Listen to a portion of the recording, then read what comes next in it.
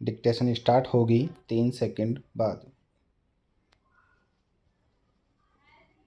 Start. रूस Ukraine युद्ध के बाद G20 देशों के बीच परस्पर रिश्ते बदलने शुरू हो गए थे। पिछले साल बाली में हुए इसके शिखर सम्मेलन में भी पश्चिमी देशों के विदेश मंत्रियों ने रूस की खुलकर आलोचना की थी। वह विरोध का स्वर अभी बना हुआ है। यही कारण है कि इस बार भारत में हुए विदेश मंत्रियों के सम्मेलन में भी अमेरिका सहित पश्चिमी दुनिया के देशों और रूस चीन के बीच विभाजन उभरा। भारत ने उनके बीच समन्वय बनाने का प्रयास किया, मगर उसमें सफलता नहीं मिल सकी। नतीजतन G20 देशों के विदेश मंत्रियों के इस सम्मेलन में साझा बयान जारी नहीं हो सका। रूस और यूक्रेन के बीच युद्ध को चलते 1 साल से अधिक समय हो गया। इस बीच दोनों देशों में से कोई भी किसी तरह का समझौता करने को तैयार नहीं दिखा। फिर अब तक जो जापान, कनाडा, ऑस्ट्रेलिया, फ्रांस आदि पश्चिमी देश तटस्थ बने हुए थे, वे अब खुलकर यूक्रेन के समर्थन में खड़े हो गए हैं। अमेरिका की अगुवाई में उनका एक गुट सक्रिय हो गया है। उधर रूस के समर्थन में चीन खड़ा है। इस तरह दुनिया 2 ध्रुवों में बंटती दिखने लगी है।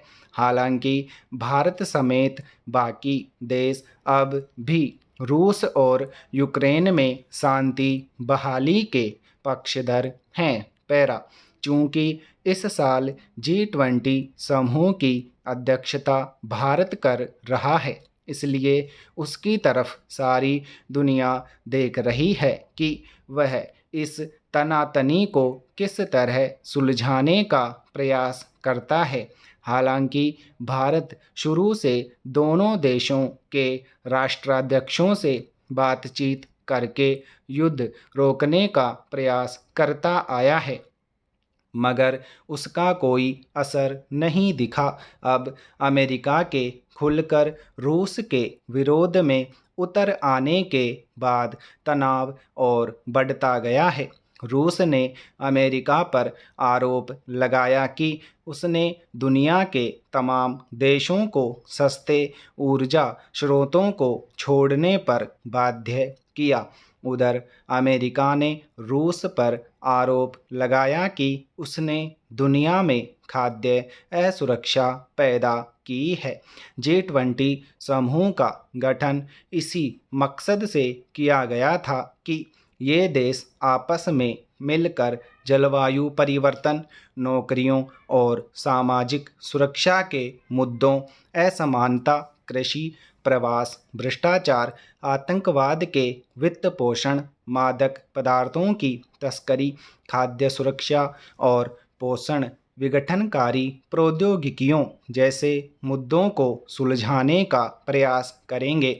मगर पिछले 1 साल से जिस तरह रूस यूक्रेन युद्ध को लेकर इन देशों में मतभेद नज़र आने लगा है, उसमें इस साल का शिखर सम्मेलन भी इसी पर केंद्रित होता नजर आ रहा है।